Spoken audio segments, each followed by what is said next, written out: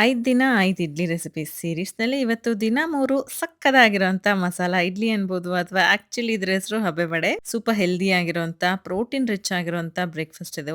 Just like masala vada ಅಷ್ಟೇ. ಅದನ್ನ ನಾವು ಡೀಪ್ ಫ್ರೈ ಮಾಡ್ತೀವಿ. ಇದನ್ನ ನಾವು ಹಬೆಯಲ್ಲಿಟ್ಟು ಸ್ಟೀಮ್ ಮಾಡ್ಕೊಂತೀವಿ. ನಮ್ಮನೇಲಿ ಯೂಶುವಲಿ ಡೀಪ್ ಫ್ರೈ ಮಾಡೋದೆಲ್ಲ ತುಂಬಾನೇ ಕಮ್ಮಿ. ಸೊ ಮಕ್ಕಳಿಗೆ ಬೆಳಗಿನ ತಿಂಡಿಗಾಗ್ಲಿ ಅಥವಾ ಲಂಚ್ ಬಾಕ್ಸ್‌ಗಾಗ್ಲಿ ಪರ್ಫೆಕ್ಟ್ ರೆಸಿಪಿ ಇದು. ಹೆಲ್ದಿಯರ್ ವರ್ಷನ್ ಅಲ್ಲಿ ಒಂದು ಲಂಚ್ ಬಾಕ್ಸ್ ರೆಸಿಪಿ ಅಂತಾನೆ ಹೇಳ್ಬೋದು. ಸೊ ತಟ್ ಅಂತ ವಿಡಿಯೋ ಸೇವ್ ಮಾಡ್ಕೊಂಡು ಡೆಫಿನೆಟ್ಲಿ ನಿಮ್ಮ ಮಕ್ಕಳಿಗೆ ಟ್ರೈ ಮಾಡ್ಕೊಡಿ. ತುಂಬಾನೇ ಇಷ್ಟಪಟ್ಟು ತಿಂತಾರೆ.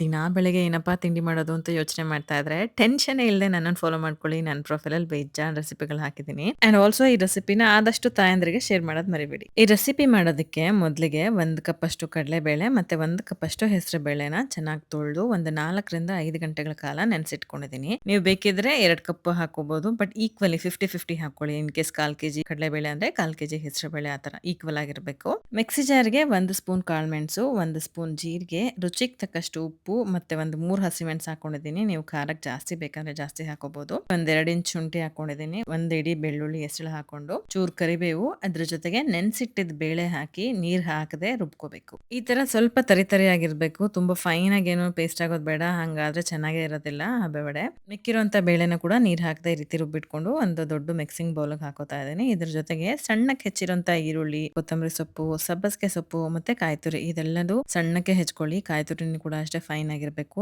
ಇದೆಲ್ಲದನ್ನು ನೀಟಾಗಿ ಮಿಕ್ಸ್ ಮಾಡ್ಬೇಕು. ಇದು ಒಳ್ಳೆ ಉಂಡೆ ಕಟ್ಟೋ ತರ ಆಗ್ಬೇಕು. ನೀರೆಲ್ಲೂ ಹಾಕೋದ್ ಬೇಡ, ಸ್ವಲ್ಪನೂ ನೀರ್ ಹಾಕದೇನೆ ಈ ರೀತಿ ಉಂಡೆ ಕಟ್ಟೋ ತರ ಆಗುತ್ತೆ. ವಡೆ ತಟ್ಟೋ ತರ ತಟ್ಟಿ ಇಡ್ಲಿ ಪ್ಲೇಟ್ಸ್‌ಗೆ ಎಣ್ಣೆ ಅಥವಾ ತುಪ್ಪ ಸವರ್ಕೊಂಡು ಒಂದ್ 20 ನಿಮಿಷ ಸ್ಟೀಮ್ ಮಾಡಿದ್ರೆ ಆಯ್ತು. ಸಕ್ಕತ್ತಾಗಿರೋಂಥ ಹಬೆ ವಡೆ ಅಥವಾ ಮಸಾಲಾ ಇಡ್ಲಿ ತಯಾರಾಗುತ್ತೆ. ಯೂಶುವಲಿ ನಾವು ನಾರ್ಮಲ್ ಇಡ್ಲಿನ ಒಂದ್ 8 ರಿಂದ 10 ನಿಮಿಷ ಅಷ್ಟೇ ಸ್ಟೀಮ್ ಮಾಡ್ತೀವಿ. ಬಟ್ ಇದು ಬೇಳೆ ಎಲ್ಲ ಹಾಕಿರೋದಕ್ಕೆ ಸ್ವಲ್ಪ ಜಾಸ್ತಿ ಟೈಮ್ ಬೇಕಾಗುತ್ತೆ. ಮಿನಿಮಮ್ 20 ನಿಮಿಷನಾದ್ರೂ ನೀವು ಸ್ಟೀಮ್ ಮಾಡ್ಲೇಬೇಕಾಗತ್ತೆ. ಇಲ್ಲ ಅಂದ್ರೆ ಅದು ಚೆನ್ನಾಗಿ ಬೆಂದಿರೋದಿಲ್ಲ ಅಥವಾ ಡೈಜೆಷನ್ ಪ್ರಾಬ್ಲಮ್ ಎಲ್ಲ ಆಗೋದಾಗತ್ತೆ. ಅಂಡ್ ಆಲ್ಸೋ ಇದನ್ನ ಕಾಯಿ ಚಟ್ನಿ ಜೊತೆ ಬಿಸಿ ಬಿಸಿಯಾಗಿ ಸರ್ವ್ ಮಾಡಿದ್ರೆ ಸಕ್ಕತ್ತಾಗಿರುತ್ತೆ. ಖಂಡಿತವಾಗ್ಲೂ ನೀವು ಟ್ರೈ ಮಾಡಿ. ಸಿಂಪಲ್ ಆಗಿರೋಂಥ ಕಾಯಿ ಚಟ್ನಿ ಅಂದ್ರೆ ಯೂಶುವಲಿ ನಮ್ಮ ಅಜ್ಜಿ ಎಲ್ಲ ಹೀಗೆ ಸಿಂಪಲ್ ಆಗಿ ಮಾಡ್ತಿದ್ರು. ಅದರ ರೆಸಿಪಿ ಕೂಡ ಹಾಕ್ತಾ ಇದ್ದೀನಿ. ಒಂದು ಮಿಕ್ಸಿ ಜಾರಿಗೆ ಹಸಿಮೆಣಸು, ಬೆಳ್ಳುಳ್ಳಿ, ಹುರಿಗಡ್ಲೆ, ರುಚಿಗೆ ತಕ್ಕಷ್ಟು ಉಪ್ಪು ಇದನ್ನ ಫಸ್ಟ್ ಚೆನ್ನಾಗಿ ಗ್ರೈಂಡ್ ಮಾಡ್ಕೊಂಡು ಒಂದು ಹೋಲ್ ಇಡೀ ಕಾಯಿ ತುರಿನ ಹಾಕಿ ಸ್ವಲ್ಪ ನೀರು ಹಾಕಿ ಹುಣಸೆಹಣ್ಣು ಮತ್ತೆ ಕೊತ್ತಂಬರಿ ಸೊಪ್ಪು ಹಾಕಿ ಫೈನ್ ಆಗಿ ರುಬ್ಕೊಂಡ್ರೆ ಸಕ್ಕತ್ತಾಗಿರೋಂಥ ಒಂದು ಸಿಂಪಲ್ ಕಾಯಿ ಚಟ್ನಿ ತಯಾರಾಗುತ್ತೆ. ಇದಕ್ಕೊಂದು ಸಣ್ಣ ಒಗ್ಗರಣೆ ಬೇಕಿದ್ರೆ ಹಾಕೋಬಹುದು, ಇಲ್ಲಾಂದ್ರೆ ಅದನ್ನು ಬೇಡ. ನಾನಿಲ್ಲಿ ಎಣ್ಣೆ, ಸಾಸಿವೆ, ಜೀರಿಗೆ, ಒಣಮೆಣಸು, ಕರಿಬೇವು ಎಲ್ಲ ಹಾಕಿ ಒಂದು ಸಿಂಪಲ್ ಒಗ್ಗರಣೆ ಹಾಕಿದ್ದೀನಿ. ಸೊ ಇದೊಂಚೂರು ನಮ್ಮ ಚಟ್ನಿ ಟೇಸ್ಟ್ ನ ಎನ್ಹಾನ್ಸ್ ಮಾಡುತ್ತೆ ಅಷ್ಟೇ. ಬಟ್ ಹಳೆ ಕಾಲದಲ್ಲೆಲ್ಲ ನಮ್ಮ ಅಜ್ಜಿ ಅಮ್ಮಂದ್ರೆಲ್ಲ ಈ ತರ ಒಗ್ಗರಣೆ ಕೂಡ ಹಾಕ್ತಾ ಇರ್ಲಿಲ್ಲ.